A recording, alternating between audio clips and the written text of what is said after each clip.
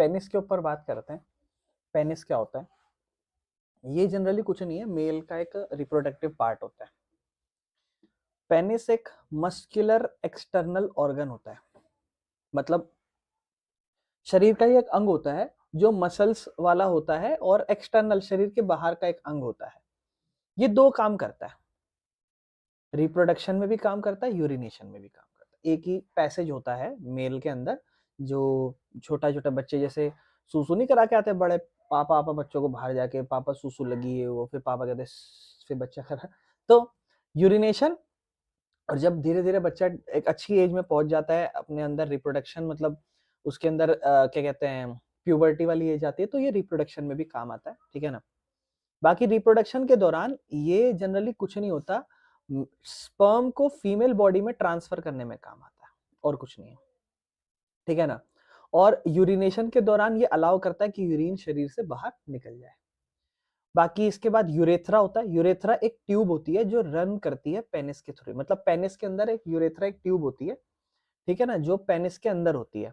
और ये common passage है यूरिन निकलने का भी और सेमेन निकलने का भी। बहुत से लोग सोचते हैं कि बॉडी में से स्पर्म निकलता है, जो भी बॉडी पार्ट निकलता है लिक्विड, वो स्पर्म नहीं होता, वो सेमेन होता है, ध्यान रखना। यूरिन और सेमेन दोनों कभी सेम टाइम पे नहीं निकल सकते, ये बात ध्यान रखना। और मैंने आपको कल बताया भी था कि सेम टाइम पे या एक थोड़े पर्टिकुलर इंटरवल के टाइम पे भी इट इज अ प्रॉब्लम, ठीक है। फीमेल रिप्रोडक्टिव सिस्टम पे आते हैं बेटा। फीमेल रिप्रोडक्टिव सिस्टम जो है उसके अंदर अंडे प्रोड्यूस होते हैं। अच्छा, मैं आपको ऑलरेडी बता चुका था कि ये जो फेलोपियन ट्यूब के अंदर आप ये देख रहे हो, ये ओवरी, ये मैं आपको ऑलरेडी बता चुका था कि इसमें एग प्रोड्यूस नहीं होते। ये ऑलरेडी बच्चा पैदा होता है, उसके अंदर ये चीजें होती हैं। लड़कियों में बच्चे ये चीजें पहले से ही होती है, और एक टाइम बाद ये रिलीज होनी शुरू होती है। लेकिन मेल में डिफरेंट, मैंने बताया था, मेल में मैंने बोला था एक टाइम बाद प्रोड्यूस होना शुरू होता है, काइंड ऑफ बनना शुरू होता है। और इसीलिए मेल में ये लंबे समय तक चलता है, और फीमेल में एक टाइम बाद एग्स खत्म हो जाते हैं, तो फिर वो मां नहीं बन सकती जैसे कह दिया जाता है, क्योंकि फीमेल में वो एग रिलीज नहीं होंगे। तो फीमेल रिप्रोडक्टिव जो है ना सिस्टम, उसमें एग्स प्रोड्यूस किए जाते हैं और प्रोवाइड किया जाता है एक ऐसा प्लेस जहां, मतलब ये जो फीमेल रिप्रोडक्टिव सिस्टम है ना, यहीं पर एक ऐसा प्लेस भी होता है जहां माँ अपने बच्चे को जन्म देती है, बच्चा बनता है यहाँ पे। ओवरी, सबसे पहले आप देख रहे हो ये ओवरी है, ठीक है ना। ओवरी ओवल शेप का ऑर्गन है जो फीमेल के अंदर पाया जाता है, और इसके अंदर एग, फीमेल एग बनता है जिसे हम ओवा कहते हैं, ठीक है। ओवरीज भी उसके साथ साथ फीमेल ही हार्मोन्स भी प्रोड्यूस करते हैं, जो एस्ट्रोजन या प्रोजेस्टेरोन होता है। फीमेल जो जो ये दिखाता है कि औरत, महिला डेवलप हो रही है, वो वाली हरकत है। जब लड़की पैदा हो रही है उसके पास हजारों मात्रा में इमेच्योर अंडे हैं उनकी ओवरीज में। वो अंडे पैदा होते ही हैं, वो एक टाइम बाद, लेकिन वो इमेच्योर है।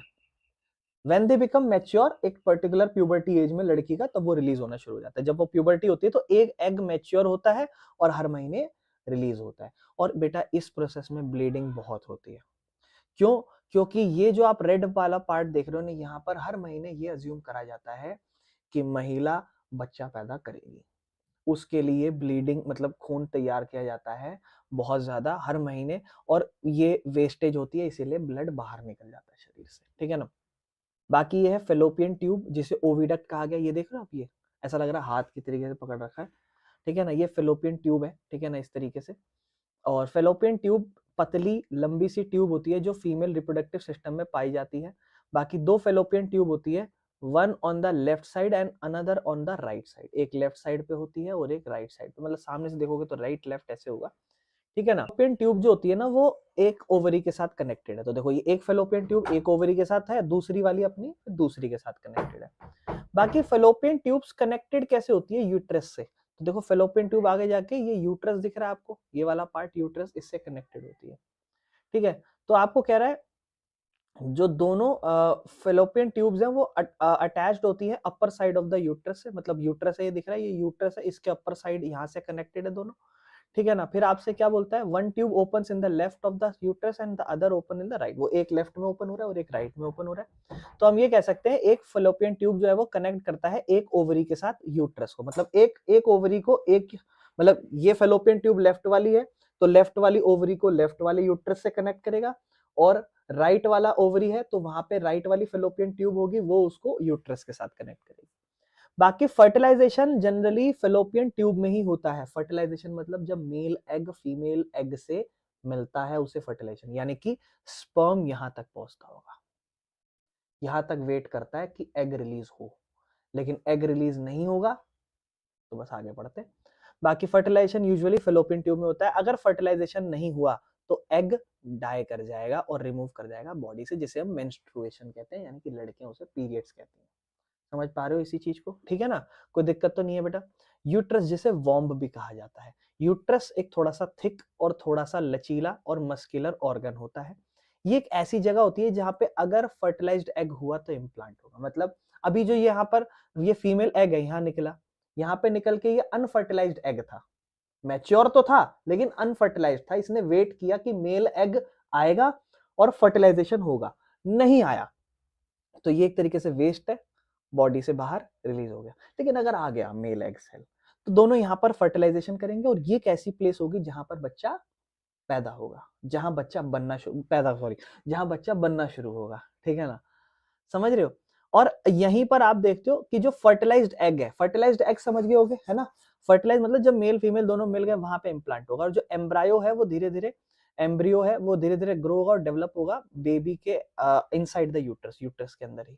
और यूट्रीन वॉल, ये देख रहे हो आप, ये यूट्रीन वॉल, ये वाली और ये वाली, ये तीन जो वॉल देख रहे हो, ये वॉल सप्लाई करती है nutrition and protection to the growing foetus, इसे कहा जाता है वैसे तो, ये ऊपर की जो देख रहे हो आप, ठीक है। चले बेटा, कुछ नहीं है बेटा, यूट्रस आप देख रहे हो ये वाला पार्ट, यूट्रस, और सॉरी यूट्रस तो ये वाला पार्ट, यूट्रस में आप सर्विक्स देख रहे हो, सर्विक्स को वेजाइना, आगे जाके आप वेजाइना देखते हो, वेजाइना और यूट्रस को कनेक्ट कौन करता है, सर्विक्स, लोअर नैरो पार्ट होता है। बाकी जनरली जब चाइल्ड बर्थ होता है ना तो बेबी यहीं से वापस बाहर निकलता है, ठीक है। वेजाइना की बात करें तो ये एक मस्कुलर ट्यूब है जो ओपन होती है आउटसाइड द बॉडी, मतलब ये आउटर पार्ट होता है फीमेल बॉडी का, वेजाइना, समझ रहे होगे अब आप अच्छे से इसको। बाकी यही यही पार्ट स्पर्म रिसीव करता है रिप्रोडक्शन के दौरान, ठीक है। और यही एक तरीके से पैसेज है कि स्पर्म यहीं से एंटर करता है और यहीं से मेंस्ट्रुअल फ्लो भी निकलता है, ठीक है। और यही एक तरीके से बर्थ का कैनाल है, मतलब इसी से ही बच्चा पैदा होता है, कुल मिला के मैं आपको कह देता हूँ, ठीक है। अब आप अच्छे से समझ गए होगे मेल बॉडी पार्ट को, फीमेल बॉडी पार्ट को, ठीक है बेटा। इसके बाद हम आगे चलते हैं प्रोसेस ऑफ रिप्रोडक्शन। रिप्रोडक्शन की क्या प्रक्रिया है, कैसा प्रोसेस चलता है रिप्रोडक्शन में। कह रहे सबसे पहले तो भैया जो स्पर्म है वो फीमेल बॉडी में एंटर करता है। अब आप मेल बॉडी पार्ट समझ चुके हो, मेल बॉडी पार्ट में बनता कहां था, टेस्टिस में। टेस्टिस का वो जो पूरा पाउच था उसे क्या कहते थे, स्क्रोटम कहते थे, है ना, यही तो कहते थे। और फिर वहां से वो वास्ट डिफरेंस करके फिर एक ऐसा होता था, क्या है, सेमिनल वेजाइकल, जहां पे क्या निकलता था, फ्लूइड निकलता था जो न्यूट्रिएंट्स भी देता था। फिर आगे जाके प्रोस्टेट ग्लैंड था जो क्या देता था, एल्कलीन देता था, ताकि जब फीमेल बॉडी पार्ट में वो जाए तो वो थोड़ा एसिडिक होती है, ताकि वो उसको बेसिक देके थोड़ा न्यूट्रलाइज कर सके और वो एक आध दिन स्टे कर सके, वो सेमिनल वेजाइकल उसको न्यूट्रिएंट देता था। और स्पर्म रेंग रेंग के आता है वो अच्छे से फ्लो भी कर सके, इसीलिए सेमिनल वेजाइकल ही उसे एक फ्लूइड भी प्रोवाइड करता था। तो एक चीज समझो, स्पर्म आप जनरली देखते हो इस तरीके का होता था, स्पर्म के अंदर एक फ्लूइड मिला हुआ होता है थोड़ा, वो पूरा मिलके सेमेन कहलाता है। तो बॉडी, मेल बॉडी से जो पार्ट बाहर, मतलब मेल बॉडी से जो भी लिक्विड बाहर निकलता है, that is not sperm, that is semen, sperm is in it, ठीक है ना। बाकी जब सेक्सुअल इंटरकोर्स हो रहा होता है तो स्पर्म रिलीज किया जाता है फीमेल बॉडी में, मतलब फीमेल वेजाइना के थ्रू फीमेल बॉडी पार्ट में स्पर्म रिलीज किया जाता है। और वेजाइना से जो स्पर्म है वो सर्विक्स में जाता है, सर्विक्स कह लो, सर्विक्स कह लो, और फिर यूट्रस के अंदर एंटर करता है और स्पर्म कंटिन्यू करता है, फेलोपियन ट्यूब तक जाता है। और एग अगर वहां प्रेजेंट है तो स्पर्म इंतजार करेगा, ठीक है ना। और एक बारी में ऐसा नहीं, थोड़े बहुत स्पर्म भेज दिए जाते हैं, मिलियंस ऑफ स्पर्म जाते हैं, लेकिन एक ही स्पर्म पहुंच पाता है। तो बहुत से लोग मीम बनाते हैं इस चीज का कि बेटा तुम अपने आप को क्यों कमजोर समझते हो, तुम अपने आप को क्यों वीक समझते हो, तुमने तो पैदा होने से पहले ही एक बहुत बड़ी जंग लड़ ली थी, मिलियंस ऑफ स्पर्म गए थे लेकिन मिला सिर्फ एक, और वो कौन थे, तुम। हैं, कहते नहीं कहते, अब समझ पा रहे हो आप कि जो फीमेल एग है वो तो रिलीज हो रहा है, लेकिन मिलियंस ऑफ स्पर्म रिलीज हो रहे हैं मेल के, और वो एक मिल रहा है, क्योंकि चाहिए तो एक ही ना। लेकिन अगर एक भी ना मिल पाए तो फिर आदमी पे सवाल उठता है, समझ रहे हो आप। चलो इसमें ज्यादा नहीं बात करते। फिर बेटा जब मेल फीमेल से मिल जाएगा तो आपको पता है फिर फर्टिलाइजेशन होगा। तो एग फीमेल वाला रिलीज हो जाता है ओवरी से हर महीने और एग एंटर करता है फेलोपियन ट्यूब में। अगर स्पर्म उससे मिल जाएगा फेलोपियन ट्यूब में तो दोनों आपस में बोलेंगे हाँ जी मुझे तो आपका इंतजार था। जो सबसे पहले मिल जाएगा वो बच्चा पैदा करना शुरू करेगा, पैदा कैसे बनना शुरू करेगा। फर्टिलाइजेशन एक ऐसा प्रोसेस है जहां पे मेल गैमेट फ्यूज करता है फीमेल गैमेट से एग बनाता है। और फर्टिलाइजेशन यूजुअली फेलोपियन ट्यूब में होता है जहां एक स्पर्म एंटर करता है एग में और उनके न्यूक्लियाई में जो फ्यूज करते हैं मिलके, और फिर जो फ्यूजन है वो मिलके एक जायगोट बनाता है और जायगोट सबसे पहला सिंगल सेल होता है उस ह्यूमन बीइंग का। समझ पा रहे हो जी? देखो इस तरीके से बहुत सारे जा रहे हैं और जो पहले पहुंचा वो हम सब लोग हैं। समझ पा रहे हो आप? हाँ, बाकी देखो ये एग रिलीज होगा यहाँ से, है ना, एग रिलीज होगा यहाँ पे इस तरीके से मिलेंगे, ठीक है ना। देख लो बाकी ये एक मिला, एक जो एक स्पर्म देखो घुसा उसके न्यूक्लियस, और वो जो फीमेल एग था उसके अंदर एक न्यूक्लियस होता है उससे मिलेगा, ठीक है ना। और उससे मिलके ये अपना कौन सा स्टेप है, ये स्टेप 1 था, ये स्टेप 2 है। फिर स्टेप 3 में क्या होगा, जो फर्टिलाइज्ड एग है जो मिलके जायगोट बनेगा, फिर वो 2 सेल बनाएगा, 2 के 4 बनाएगा, 4 के 8 बनाएगा, धीरे धीरे यहाँ पे आके पूरा बॉडी बनेगा। और फिर वो सेल आगे जाके यूट्रस में देखो अटैच हो रहा है और यहीं पे वो कहते हैं ना माँ की कोख। ये इतना स्ट्रॉन्ग पार्ट है एक फीमेल बॉडी का कि अकेले ना कोई रस्सी बांध रहे ना कोई तार लगा रखी, सिर्फ ये पार्ट फीमेल होल्ड करके रख रही है पूरे 8 या 9 महीने बच्चों को। तो ये बहुत बड़ी बात होती है अपने आप में। पता नहीं इतनी जान कहाँ से आती होगी औरतों में। तो female are more stronger than man. फिर एम्ब्रियो बनता है। अब हमें पता है जायगोट बनता है, जायगोट धीरे धीरे बेबी डेवलप करना शुरू करता है, एम्ब्रियो बनता है। जब फर्टिलाइजेशन हो जाता है तो जायगोट धीरे धीरे डिवाइड करता है सेल्स को डिवीजन करके, और फिर वो एक small ball of many cells बना देता है और धीरे धीरे वो पूरा स्ट्रक्चर एक एम्ब्रियो बन जाता है। एम्ब्रायो या embryo slow slow slow move करता है फेलोपियन ट्यूब। अब देखो वो एम्ब्रियो जो धीरे धीरे बनता है वो यूट्रस में जाता है, मतलब इस पूरे इस जगह पे यूट्रस में जाता है, यहाँ पे धीरे धीरे यहाँ यूट्रस में जाएगा।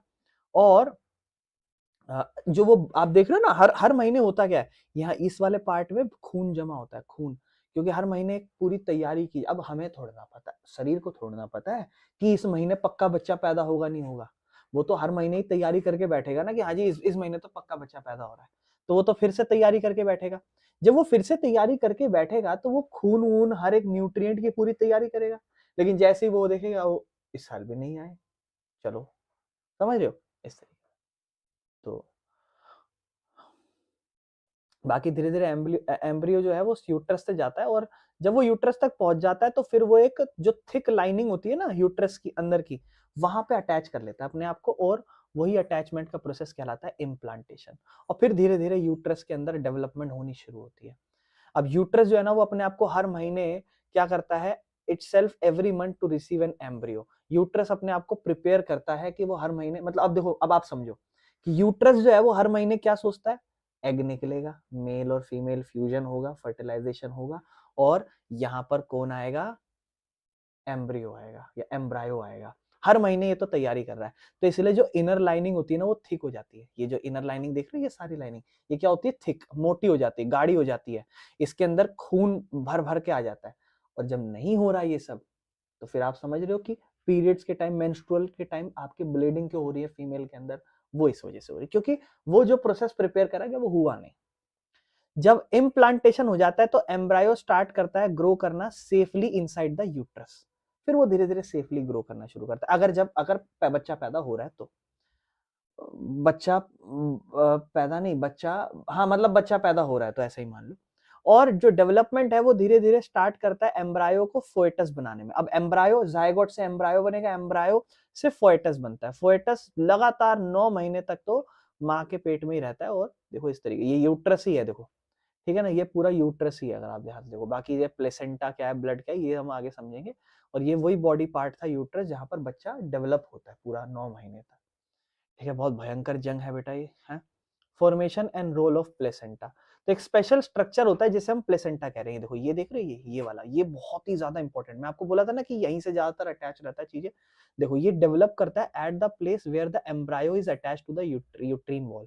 तो वही एक वॉल होती है, वहां पर प्लेसेंटा एक स्ट्रक्चर होता है। ये प्लेसेंटा जो होता है ना डिस्क शेप है, आप देखो थोड़ा सा डिस्क शेप का है, और ये यूट्रस से अटैच होता है। और ये एक तरीके से जैसे होता है ना, अब माँ खाना खा रही है बच्चे को भी लगेगा, फिर बोला जाता है बेटा ज्यादा चटपटा या वैसा वैसा मत खाओ, ऐसा खाओ जो बच्चे को थोड़ा अच्छा लगे, इस तरीके से।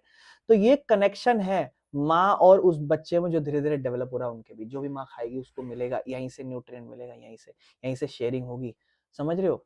तो स्ट्रक्चर क्या होता है प्लेसेंटा का, तो प्लेसेंटा में बहुत सारी विली होती है, झिल्लियां, जो एक क्या दिखा दिया, जो एक फिंगर लाइक प्रोजेक्शन है, ठीक है ना, एक फिंगर लाइक प्रोजेक्शन है, ठीक है ना, विली होती है। प्लेसेंटा के पास क्या है, फिंगर लाइक प्रोजेक्शन, विली।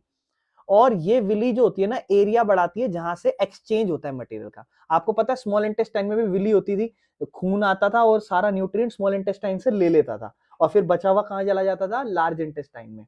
तो वो विली वहां पे भी यही काम करते थे। यहाँ पे भी जो विली है, फिंगर लाइक प्रोजेक्शंस, वो न्यूट्रिएंट्स को लेने देने में काम कर रही है। इसको देंगी न्यूट्रिएंट्स, इसको लेंगी नहीं, मतलब देंगी न्यूट्रिएंट्स, इस तरीके से, ठीक है ना। बाकी जो क्या कहते हैं, लार्ज एरिया क्यों चाहिए भाई, तो लार्ज एरिया इसलिए चाहिए क्या, ताकि एक्सचेंज जो है ना न्यूट्रिएंट का वो फास्ट हो सके, ठीक है ना, और ऑक्सीजन ज्यादा से ज्यादा बच्चे को मिले, और जो भी वेस्ट बच्चा अपने शरीर में बना रहा है वो भी जल्दी से जल्दी निकले। क्योंकि बच्चा इनएक्टिव है अगले 8-9 महीने तक, वो खुद से कुछ नहीं कर रहा, सबका सब माँ कर रही है, उसको खिला भी अपने, मतलब बढ़िया चीज नहीं है, आपको जादू से कम लग रहा है आपको ये चीज है। सोचो, respect your mother, come forward. आगे चलते हैं, फंक्शंस ऑफ प्लेसेंटा, ठीक है ना। अब वही जो अपना प्लेसेंटा है, इसका बेटा क्या काम है, इस बात से ये कनेक्ट है, ये प्लेसेंटा ही होगा मेरे ख्याल से, जो पूरा नाल की तरीके से निकलता है बच्चे में। बाकी क्या कहते हैं, oxygen and nutrient pass from mother's blood embryo. अब देखो वही क्या, देखो हम एक चीज समझ चुके हैं, हमने देखा प्लेसेंटा में ही प्लेसेंटा का काम क्या है। तो हमें पता है कि जो माँ का शरीर है या माँ का खून है, उसी खून से ब्लड या एक्सचेंज होगा, ऑक्सीजन एक्सचेंज होगी किसमें, बच्चे को। तो वो खाना और ऑक्सीजन दोनों ही जो माँ का ब्लड है उससे एम्ब्रायो में जाएगा, और इससे बच्चा ग्रो करेगा। जो वेस्ट भी निकलना है, जैसे कार्बन डाइऑक्साइड या यूरिया शरीर के बच्चे के शरीर से, वो एम्ब्रायो से माँ के ब्लड में जाएगा और फिर उसकी बॉडी से निकलेगा। सोचो अपने शरीर के अंदर एक और शरीर पालना, है ना। प्रोटेक्शन, माँ और बच्चा दोनों का ब्लड मिक्स नहीं होता डायरेक्टली, जिससे बच्चा सेफ रहता है। एक प्रोटेक्शन भी, ये काम भी प्लेसेंटा का ही है कि मिक्स नहीं करना जी। बाकी growth of the baby and birth, जो डेवलपिंग फोएटस है वो उसके अंदर यूट्रस में 9 महीने तक रहता है, और इस समय के दौरान जितना भी बॉडी पार्ट है वो फुल्ली डेवलप होता है। और जब प्रेगनेंसी एंड हो जाती है तो स्ट्रॉन्ग रिथमिक कॉन्ट्रैक्शंस ऑकर्स होता है मसल्स ऑफ यूट्रस में। ये कॉन्ट्रैक्शन पुश करता है बेबी को वेजाइना से बाहर निकलने में, और इसी प्रोसेस को चाहे, मतलब वो एक टाइम में लगेगा कि बच्चा ठीक ठाक डेवलप हो गया है, अब शरीर से बाहर निकलेगा, तो फीमेल वही कॉन्ट्रैक्शन करती है, जोर वोर लगाती है, और फिर बोलते हैं पुश करो बेटा पुश करो, फिर बच्चा पैदा होगा, वो सारी चीजें हो जाती है, ठीक है ना। चलो जी आगे चले, कहता है what happens if fertilisation does not take place. अगर फर्टिलाइजेशन हो ही ना, मतलब ये तो हमने समझा कि बच्चा पैदा हो गया, वाह वाह, लड़का हुआ लड़की हुई, हो गया। लेकिन अगर फर्टिलाइजेशन हो ही ना, फर्टिलाइजेशन मतलब या तो मेल फीमेल से ना मिल पाए, या फीमेल मेल से ना मिल पाए, या ऐसा कुछ ना हो, तो मंथली प्रिपरेशन ऑफ यूट्रस, मतलब हर महीने आपको पता है एक ओवरी एक अंडा रिलीज करेगी, ये बात आपको पता है, लेफ्ट वाला एक महीने राइट वाला। सेम टाइम पे यूट्रस अपने आप को ये भी प्रिपेयर करेगा कि भाई एक अंडा आने वाला है, और वो शायद अंडा फर्टिलाइज्ड होगा और फिर हमें बच्चा पैदा करना है। यानी कि हर महीने हर इंसान, अगर एक फीमेल को मेंस्ट्रुअल चीजें चल रही है, तो हर महीने उस फीमेल की जो बॉडी है वो इसलिए प्रिपेयर हो रही है कि इस महीने बच्चा पैदा होगा। समझ रहे हो, जो इनर लाइनिंग है वो थिक हो जाती है, स्पॉन्जी हो जाती है और रिच हो जाती है, ताकि वो अच्छे से नरिश कर सके उसे।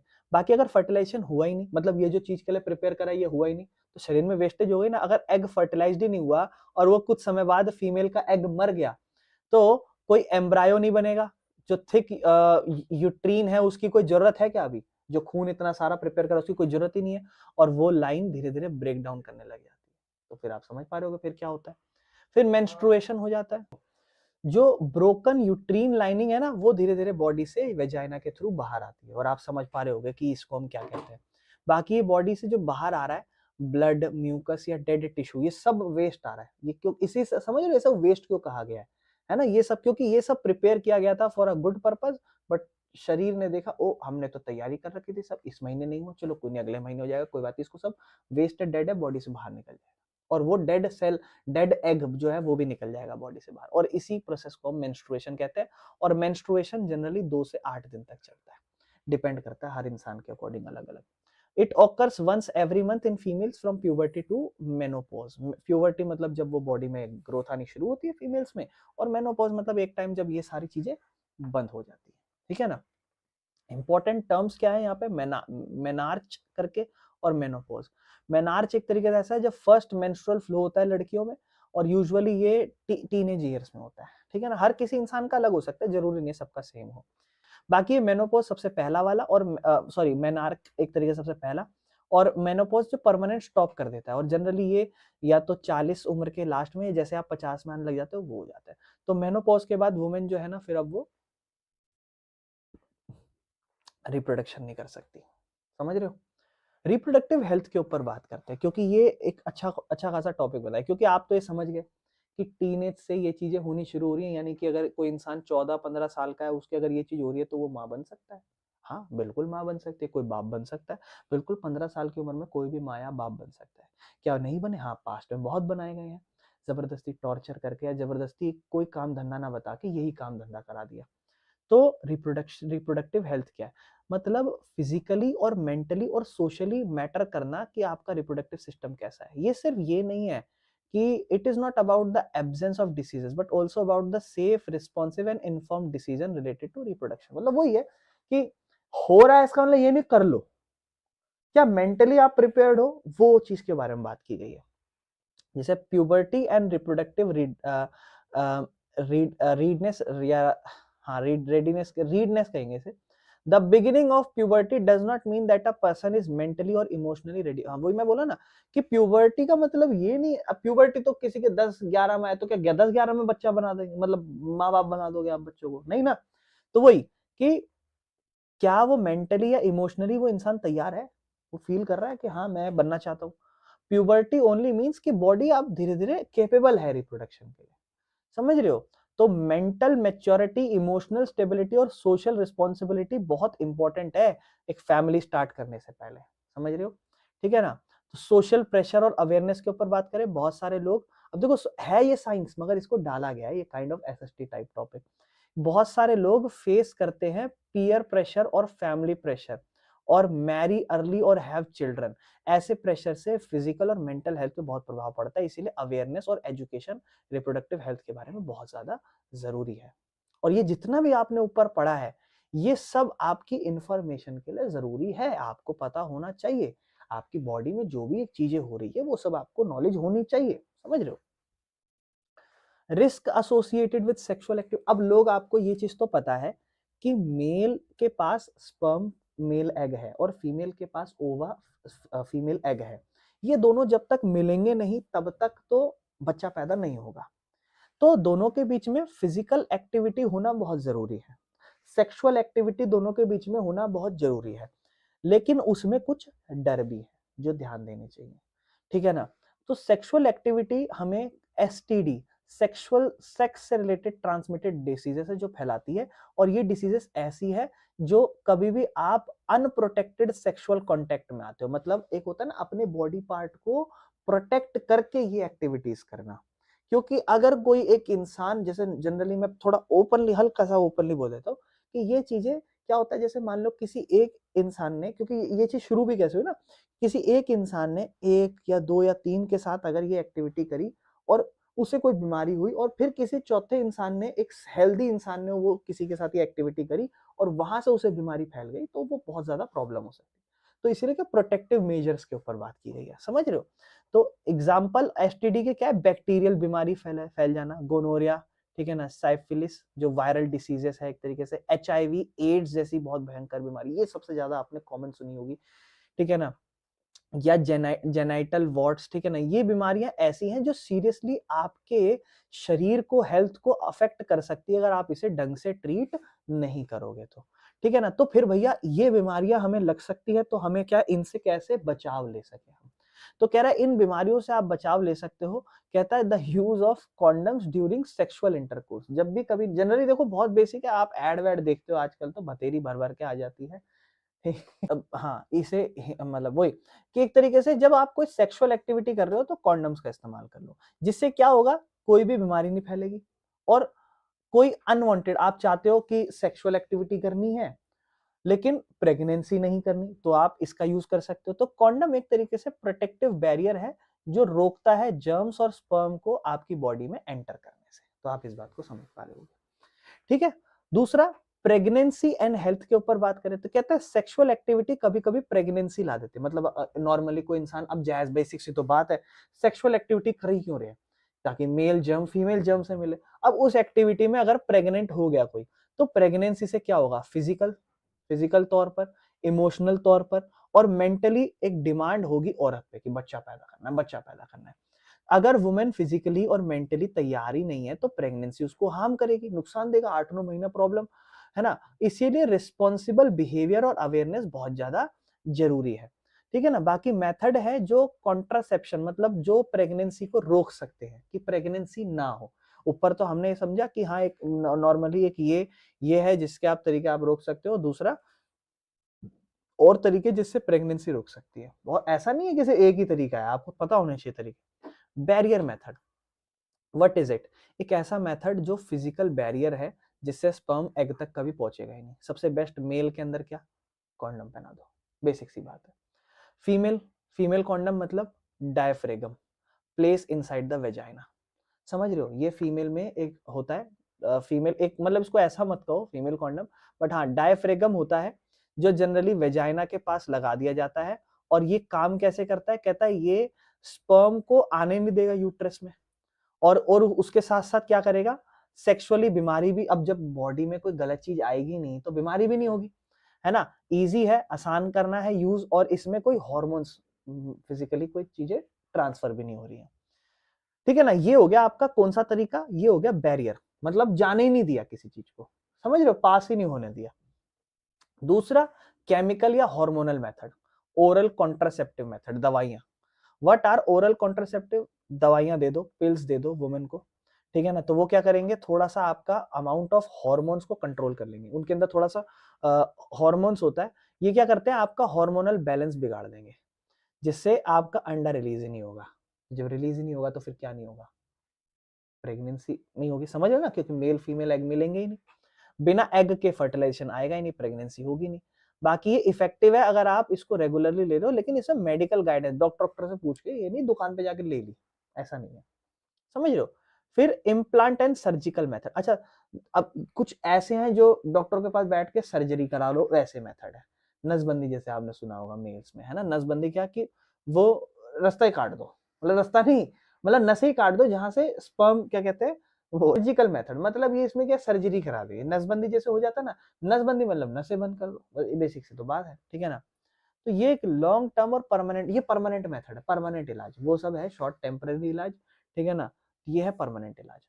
इसमें क्या हो रहा है, इंट्रा यूट्रिन डिवाइसेस, आईयूडी या कॉपर टी करके कहा जाता है, एक छोटा सा डिवाइस होता है जो यूट्रस में डाल दिया जाता है डॉक्टर के द्वारा, जिसे हम कहते हैं कॉपर टी। ये क्या करता है, ये फर्टिलाइजेशन होना रोक देता है, मेल एग को फीमेल एग से मिलना बंद कर देता है, और ये यूट्रस को अनसूटेबल बना देता है इम्प्लांटेशन के। इम्प्लांटेशन समझ रहे हो, वहां पे इम्प्लांटेशन ही नहीं होगा, बच्चा पैदा ही नहीं होगा, ठीक है ना। Copper also reduce the sperm activity, copper ना एक तरीके से स्पर्म की एक्टिविटी को भी रोक देता है, मतलब कॉपर जो है ना वो स्पर्म को वीक बना देता है, ठीक है ना। और कॉपर एक एनवायरनमेंट बनाता है कि टॉक्सिक और हार्मफुल है स्पर्म के लिए, मतलब कॉपर अपने आसपास एक ऐसा एनवायरनमेंट बना रहा है कि स्पर्म आएगा तो वो सर्वाइव ही नहीं कर पाएगा, वो बहुत हार्मफुल लगेगा स्पर्म को। तो वीक स्पर्म आपको पता है ढंग से स्विम नहीं कर सकते और एग तक पहुंचेंगे नहीं, तो एक लंबे टर्म की प्रोटेक्शन है, वेरी इफेक्टिव है, ठीक है ना। बाकी कॉपर टी थोड़ा इस तरीके से दिखाई दे रहा है, मेरे ख्याल से ये होगा शायद कॉपर टी, ठीक है ना। देख रहे हो किस तरीके से रोका जा रहा है, बाकी आगे देखते हैं। दूसरा सर्जिकल मेथड है परमानेंट मेथड, जैसे इस तरीके से है, कह रहा है ये यूज किया जाता है when couple does not want more children, समझ रहे हो, मतलब अब भैया और बच्चे नहीं करने, इस तरीके से। तो ये मेल में क्या है, वास्केटोमी, या हाँ वास्केटोमी कह लो, मेल्स के अंदर जो वास्ट डिफरेंस होती है ना, उसको कट कर दिया जाता है। अब आपने कल देखा था वास्ट डिफरेंस किससे कनेक्टेड होता था, मेल पार्ट टेस्टिस से कनेक्ट होता था, तो वो उससे कनेक्ट होगा, तो वो पार्ट ही काट दो, कट कर दो, तो वो फिर क्या करेगा, वो फिर वहां आगे तक सेमिनल वेजाइकल या प्रोस्टेट ग्लैंड, वहां तक पेनिस तक वो स्पर्म पहुंच ही नहीं पाएगा, ठीक है ना। तो स्पर्म जो होगा फिर वो मिक्स नहीं कर पाएगा सेमेन के साथ, और सेमेन जो है वो रिलीज हो जाएगा बट विदाउट स्पर्म। हाँ, तो अब नॉर्मली बॉडी में क्या होगा, लिक्विड रिलीज होगा मेल का, लेकिन सिर्फ क्या रिलीज होगा, सेमेन रिलीज होगा लेकिन उसके अंदर स्पर्म नहीं होगा, समझ रहे हो। और परमानेंट मेथड है ये, और इसके अंदर कोई सेक्सुअल एबिलिटी रहेगी नहीं, मतलब अब वो आदमी सेक्सुअली एक्टिविटी कर सकता है बट वो बच्चा नहीं पैदा कर पाएगा, बच्चा नहीं पैदा हो सकता वहां। फीमेल में होता है बेटा ट्यूबिसिटोमी, एक तरीके से ऐसे देख लो। बाकी वास्केटोमी देखो इस तरीके से, ये वास्ट डिफरेंस था, इसको यहाँ कट कर दिया एक तरीके से, समझ रहे हो। बाकी फीमेल में क्या कहते हैं, फेलोपियन ट्यूब्स है ना, उसको कट कर दिया, ब्लॉक कर दिया जाता है। ये देखो ये फीमेल ट्यूब है, इसको कट कर दिया, यहाँ से तो निकल रहा है लेकिन यहाँ कट कर दिया, समझ रहे हो, इस तरीके से। तो एग्स जो है ना वो यूट्रस तक पहुंच ही नहीं पाएंगे, जब पहुंच ही नहीं पाएंगे फर्टिलाइजेशन होगा नहीं। परमानेंट मेथड है, बड़ा ही इफेक्टिव है। बाकी आपको कहता है सर्जिकल मेथड जनरली सेफ होते हैं लेकिन इससे टेम्पररी पेन या इन्फेक्शन फैल सकता है, ठीक है ना, और ये मेडिकल सुपरविजन के थ्रू ही करने चाहिए। आज के टाइम पे देखो इंसानों को नौबत वोबत तो खैर पता नहीं कि देखो, ये डिपेंड करता है पर्सन की लाइफ पे कि वो अपनी लाइफ में किस दौर से गुजर रहा है, वो उसके लिए फिर उसको लग सकता है कि हाँ जरूरी है ना कुछ है। एडवांटेज क्या होते हैं sexual reproduction over asexual reproduction, मतलब भाई अगर कोई हम सेक्सुअल और आसेक्सुअल दोनों पढ़ चुके हैं, तो सेक्सुअल का आसेक्सुअल पे फायदा क्या है। तो सेक्सुअल से वेरिएशन आ जाती है, नया नया चीजें पैदा होती हैं, एडेप्टेशन, नया एनवायरनमेंट सर्वाइव कर पाता है, असेक्सुअल नहीं कर सकता, एवोल्यूशन भी इससे ज्यादा होता है, और सर्वाइवल की प्रजाति मतलब जो स्पीसीज है उसका सर्वाइवल ज्यादातर हो पाता है। और इसी से एक्सटिंक्शन मतलब वो जो धीरे धीरे लुप्त हो जाना ना, बंद हो जाना, या कोई प्रजाति धीरे धीरे खत्म हो जाती है, उसका रिस्क तो बिल्कुल ही खत्म हो जाता है, ठीक है ना, क्योंकि नई नई वेरिएशंस आती है, नए नए एनवायरनमेंट को अडेप्ट करते हैं। बाकी reproduction, how does reproduction help in providing stability to population of species, मतलब ये जो रिप्रोडक्शन है कहीं ना कहीं कैसे स्टेबिलिटी लाता है पॉपुलेशन ऑफ स्पीसीज में। तो देखो रिप्रोडक्शन की वजह से जो स्टेबिलिटी होती है ना पॉपुलेशन में, वो ऐसे आती है जैसे सबसे पहले अगर आबादी किसी देश में कम है, रिप्रोडक्शन के थ्रू बच्चे पैदा हो जाते हैं, आबादी बढ़ जाएगी, ज्यादा बढ़ जाती तो फिर एक दिक्कत है, फिर लगता है बच्चे दो ही अच्छे, दो बच्चे मीठी खीर, इस तरीके की चीजें चलती रहती है। इससे क्या रहता है, स्पीसीज आपकी कंटिन्यू रहती है, जब आप प्रोड्यूस करते हो नए इंडिविजुअल्स को रेगुलरली तो रिप्रोडक्शन चलता रहता है, और फिर जो स्पीसीज है ना वो लुप्त नहीं होती, खत्म नहीं होती, वेरिएशन भी आता है, और एनवायरनमेंट को आप चेंज हो रहा है ना जो लगातार, उसमें आप सर्वाइव भी कर सकते हो, और बैलेंस भी आ जाता है आपके नेचर में। और हमारा चैप्टर यहाँ पे खत्म हो चुका है।